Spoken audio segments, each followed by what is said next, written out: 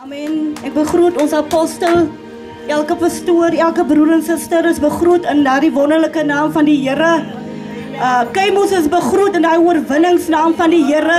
Daar is nie 'n ander naam wat ek een kan begroet behalwe die naam wat my verlos het nie. Vanaand Keimos wil ek vir u sê dat 'n mens is verlore sonder die Here.